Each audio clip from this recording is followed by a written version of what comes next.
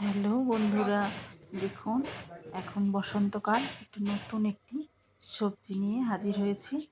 দেখুন সজনের ডাঁটা, আলু, উচ্ছে আর বড়ি দিয়ে একটা হালকা সাদামাটা তরকারি। দেখুন, আর এই তরকারিটা এখন খাওয়া খুবই উপকারী। সজনের ডাঁটা তো এই সময় পাওয়া যায়, আর ভালো কুচি কুচি সজনের ডাঁটা, তাই আমি একটা হালকা পাতলা ঝোল তিক্ত তরকারি করে দেখাবো। দেখুন আমি কড়াইতে তেল দিয়েছি, আর তেলটা গরম হলে প্রথমে বড়িটা ভেজে নেব। দেখুন বন্ধুরা, আপনাদের কেমন লাগে? আমার তো এটা খেতে খুবই ভালো লাগে। আপনাদের যদি ভালো লাগে অতি অবশ্যই কমেন্ট করে জানাবেন। দেখুন আমি এবার বড়িগুলোকে ভেজে নিচ্ছি।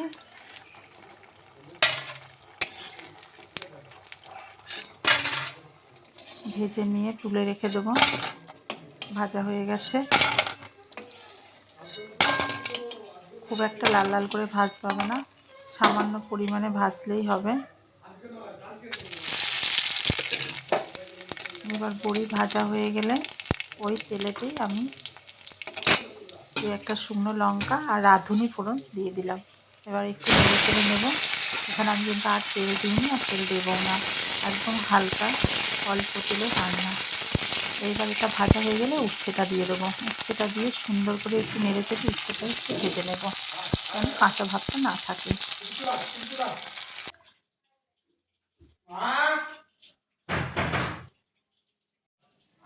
উচ্ছেটা ভাজা হয়ে গেলে হ্যাঁ দেখুন আমি আলু আর সজনে ডাঁটাটা দিয়ে দেবো। দিয়ে সুন্দর করে আবার নেড়ে চেড়ে নেব।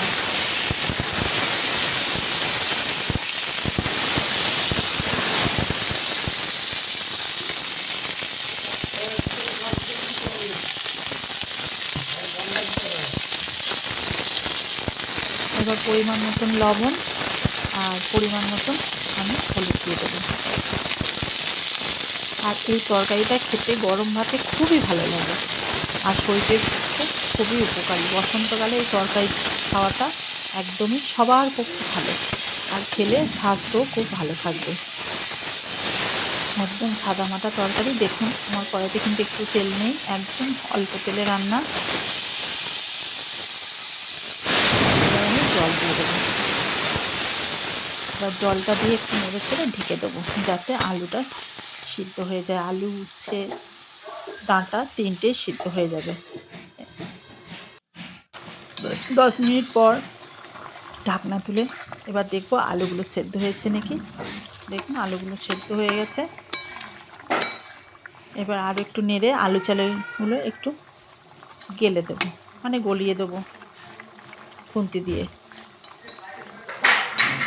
গলিয়ে দিয়ে আরও একটু ফোটাবো। এবার আমি বড়িগুলো দিয়ে দেবো। হ্যালো বন্ধুরা, আপনাদের কেমন লাগলো আমাকে অতি অবশ্যই জানাবেন। আর আপনাদের যদি ভালো লাগে প্রথম থেকে লাস্ট পর্যন্ত ভিডিওটি দেখবেন। দেখে আমার ইউটিউব চ্যানেলটিকে লাইক, কমেন্ট, শেয়ার এবং সাবস্ক্রাইব করে, আর আমার ফেসবুক চ্যানেলটিকে লাইক, কমেন্ট, শেয়ার এবং ফলো করে দিন। দেখুন বন্ধুরা, ঝোলটাও অনেকটা শুকিয়ে এসছে, আর তরকারিটা পুরোপুরি সম্পূর্ণ হয়ে গেছে। এখানে কোনো মশলাপাতি কিচ্ছু না, একদম হালকা তরকারি। আপনারা করে খেয়ে দেখে খুবই ভালো লাগবে, আর অতি অবশ্যই আমাকে জানাবেন কেমন হয়েছে তরকারিটা।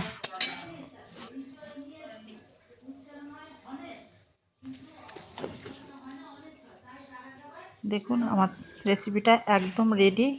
ডালের বড়িগুলো সুন্দর সিদ্ধ হয়ে গেছে, টুপো টুপো হয়ে গেছে। আবার অন্য একটি রেসিপি নিয়ে হাজির হব।